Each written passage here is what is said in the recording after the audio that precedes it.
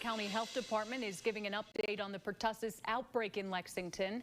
There are now 32 reported cases of whooping cough in the county since April, with 5 new cases in the last week. Whooping cough is a highly contagious respiratory illness that spreads through coughing and sneezing.